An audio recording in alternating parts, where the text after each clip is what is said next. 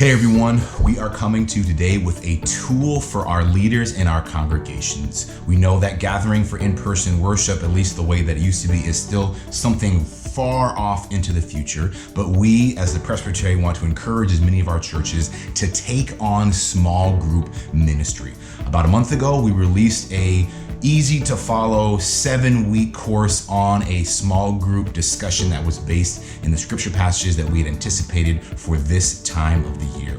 We heard back from a lot of you, and what would be helpful was something that we could give into our leaders so they could hold into their hands on how to facilitate a small group discussion. So that's what this video is. It is not the nuts and bolts on how to put one together or where to have it or when to have it or how to sign up. This is simply how to facilitate the discussion inside your small group. We're going to leave it up to each individual church on what they want their small group curriculum to be. Is it sermon based? Is it scripture based? Is it about a book? Is it about a film series? You then create the discussion questions and offer this video to those leaders as they facilitate those conversations. The first thing we want to get into your hands is that you're not leading, right? The curriculum, the text, the sermon, that is what is leading discussion. You are just facilitating it. So hopefully throughout this video, we'll offer you some different teaching techniques on how to facilitate small group discussions. The first and the most important is that you want to make sure you open your discussion time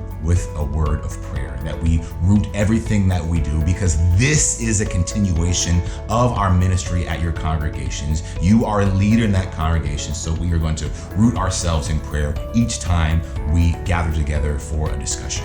Now, if it's the first time you gather, introductions might be nice. We can't assume that everyone knows who each person is, especially if you're doing this over a platform like Zoom or Google Hangouts or whatever it might be. If you're doing it at a park or in someone's backyard or in someone's driveway, it's easier to have that intimate conversation, but you want to make sure you offer something that people get to know who each other are. Something as simple as a name, how long you've been at the church, and what you love about the ministry that happens at this congregation.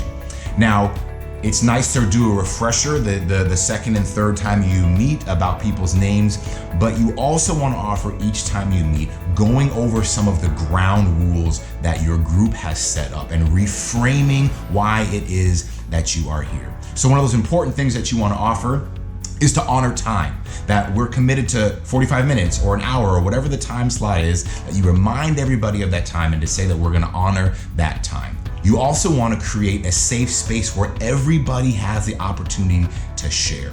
So one thing that I often say when I lead small groups is let's make sure that everyone has the opportunity to speak once before we speak twice. So that gives the chance for people who are still thinking or want to respond, the space to do that, and it puts a little bit of ease on that person who always wants to overshare and overtalk and dominate the conversation. It's also important in that safe space that you make sure that what's talked about in these small groups remains in these small groups. If we want to build a real community of faith, trust has to be a huge element in that. So what we share in these discussions, we want to make sure that those things stay inside those discussions. Those things are helpful reminders each and every time that you gather to make sure everyone's on the same page for your discussions. And then you're going to want to get into the actual meat of your discussion time.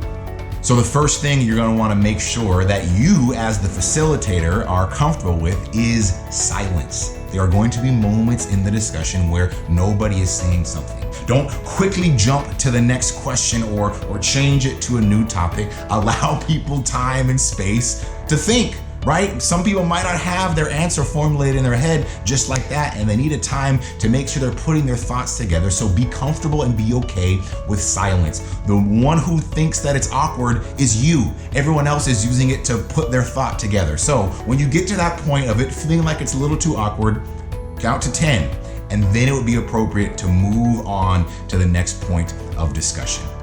You also want to make sure that your questions are open-ended questions. So if you've ever had lunch or dinner with a middle schooler, you know what this is, right? Questions that can't be answered with yes or no.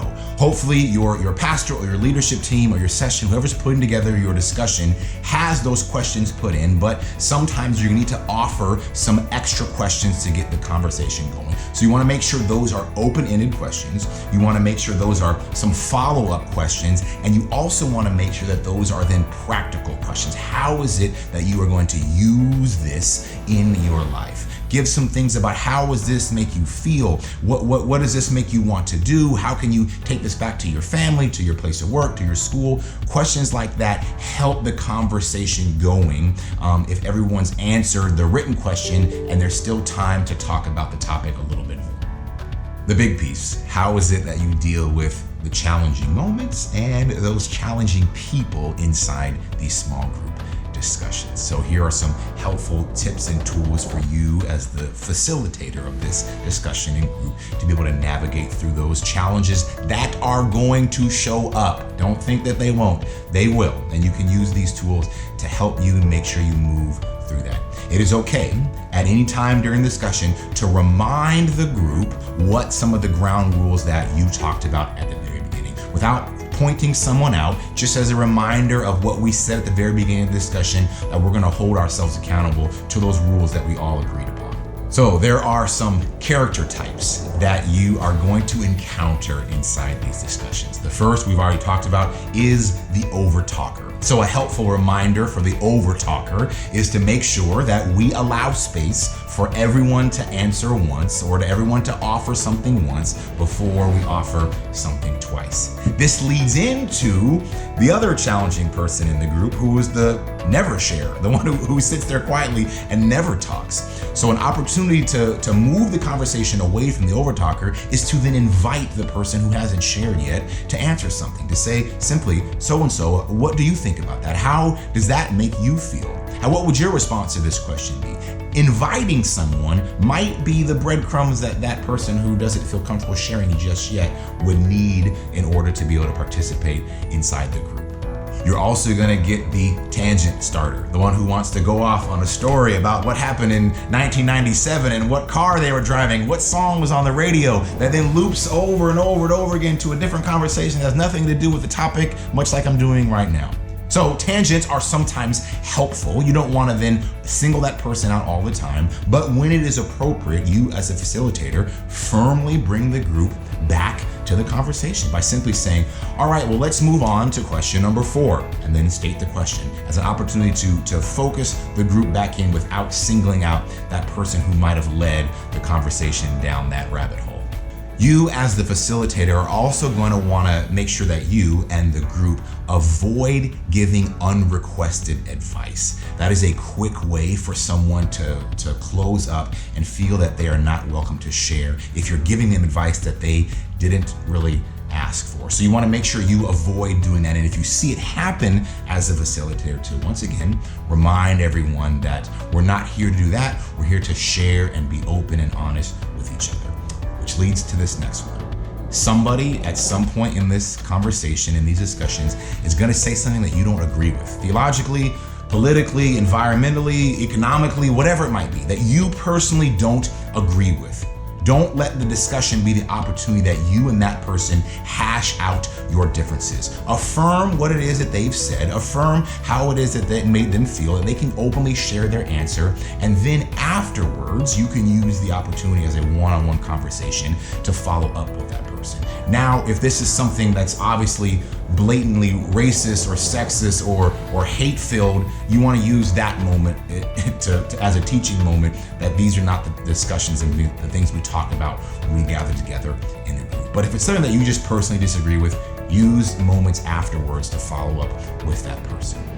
And finally, after your discussion is done and you as a facilitator have been conscious of the time, you want to get into what I feel is the most important part of these small group ministries. It's great to read books. It's great to talk about scripture passages. It's great to reflect on videos or sermons or whatever it is that you've chosen as the topic of your discussion. But the real work of small group ministry happens after this. It's when you each open up.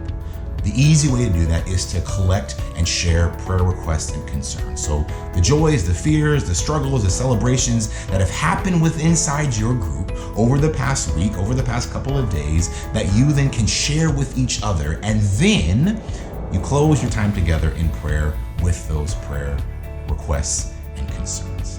So, does that sound somewhat manageable to be able to facilitate an hour-long conversation that opens up with prayer, an introduction, a framing, getting into the discussion with occasional reminders of what we've gathered together about is collecting prayer requests and concerns, and then wrapping up with a prayer. This is an easy to do that we believe, we talk about in the Presbyterian Church all the time, right? The priesthood of all believers, that all of us are called to be able to lead groups in ministry.